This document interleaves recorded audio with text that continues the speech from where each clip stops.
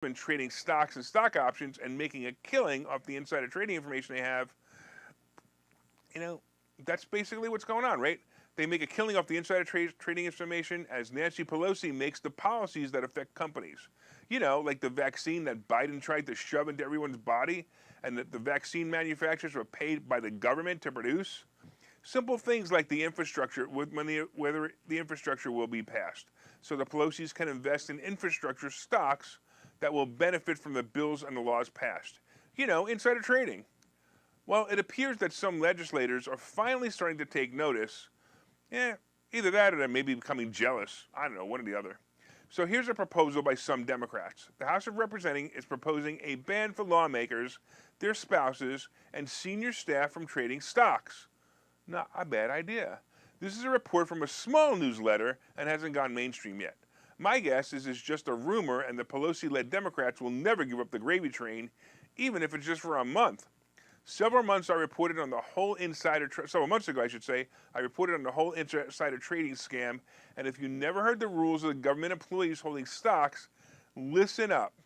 So all employees, including Congress, lawmakers, and all representatives, are supposed to report their stock and investment holdings to their HR department.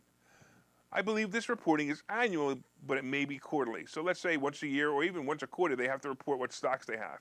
They simply submit a list of their positions to the HR department, and it's held in their personnel file. You would think this report would be a good indicator of who's insider trading.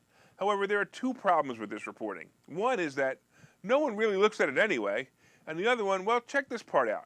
The second and biggest problem with this report is what happens if you don't report your holdings or intentionally leave out information on the form. So, the fine for such an offense is a whopping $200. That's right, $200.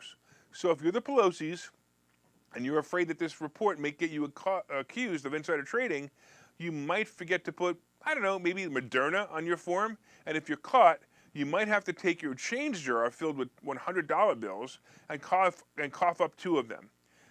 This shouldn't be much of a problem, especially when you made a couple of $1 million on the stock you conveniently left off the form.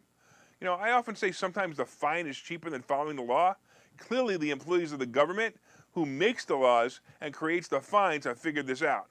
So clearly, the attempt to stop the fraud in the government is just a joke. It won't even be a political talking point, at least not yet. That's how deep this